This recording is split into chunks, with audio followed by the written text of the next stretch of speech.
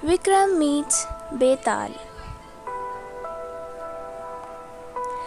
King Vikram, the son of the Gandharva Sen, was one of the greatest rulers of India. He was a noble and just king. His laws protected the rights of the poor, but were harsh on people who tried to break them. Once, King Vikram decided to go out in search of other lands. While he was away, Lord Indra sent a giant, Pali, to defend Ujjain, Vikram's capital, in his absence. Many years later, when Vikram returned to Ujjain, he was confronted by Pali at the gates of the city, enraged at being stopped from entering his own city. Vikram got into a fierce fight with Pali.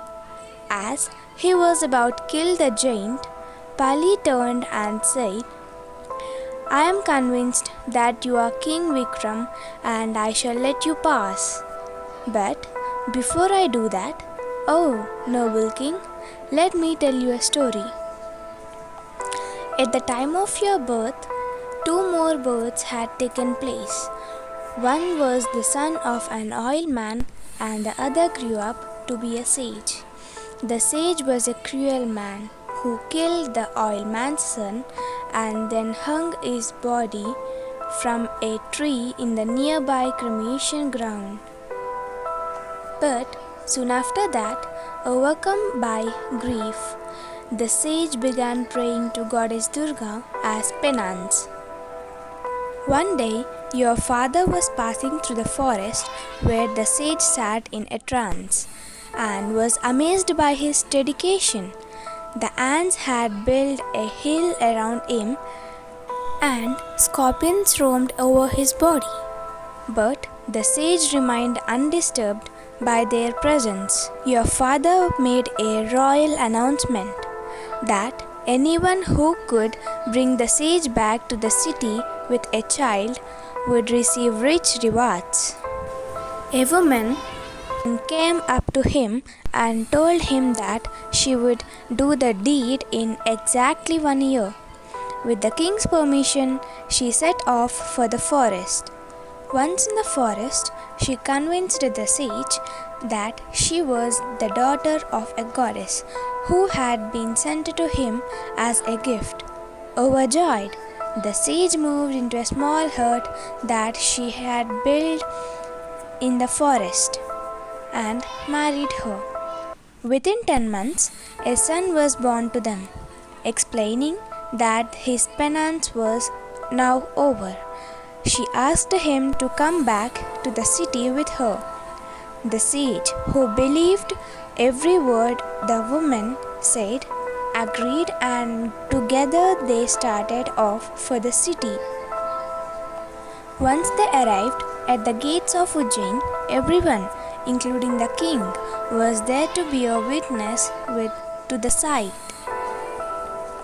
As they all exclaimed about the power the woman possessed, the sage understood that he had been fooled.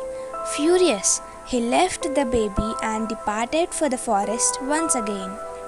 As Vikram listened with awe, Pali concluded, he now wants to sacrifice a king to the goddess Durga, because it was a king that ruined his meditation. Be careful, O king, because the person he is looking for is you. As Pali disappeared, King Vikram grew worried. He now needed to find this sage and end the whole story once and for all. He reached the forest and found the sage sitting there, waiting for him. As Vikram came before him, the sage said, "Go to the next cremation ground you find from here, and on a tree you shall find the body of a man, the oilman's son, whom I had killed a long time ago. Bring that body to me, and I shall spare yours, the life of your family forever. As directed, Vikram went to the tree in the cremation ground at once and found the body hanging there. As he gently tried to lift the body on his shoulder, the body escaped from King's grasp and once again made its way back to its original resting place. Vikram tried many times, but each and every time the body was able to fly back. Vikram said angrily, "How dare you try to elude me?